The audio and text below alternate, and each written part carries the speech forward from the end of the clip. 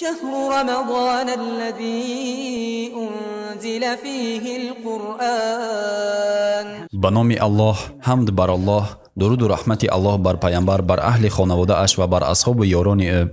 چه زیباست زمانی که انسان کوشش از نزدیک شناختن اطرافیان خود را میکند، ولی زیباتر از این آن است وقتی که شخص مؤمن کوشش شناختن پروردگار خود را میکند. انا به همین خاطر پیامبر صلی الله علیه و سلم گفتند الله را در حالت نیک احوالی بشناس و او تو را در حالت دشواری میشناسد. اگر انسان کوشش شناختن الله را در حالت نیک احوالیش کرده باشد، پس او را نیز الله در حالت ساعتهای وزنینی مرگش میشناسد، در حالت محتاجی و فقیری و در حالت بیماری وزنین. ما نیاز بر آن داریم که الله را با نامها و صفاتهایش بشناسیم. هدف بیرون کرده شدن ما از جنت در شناختن و ذکر الله سبحانه و تعالی بود و برای همین الله میگوید جن و انس را فقط و فقط برای پرستش خود آفریدم، یعنی آنی که آنها پروردگار خود را بشناسند. از کجا ما میدانستیم که الله بخشنده و مهربان است که او اجابت میکند دعای دعا کننده را؟ اگر ما در جنت می بودیم، ما در این زمین فرستاده شدیم برای شناختن الله سبحانه و تعالی. در این ماه مبارک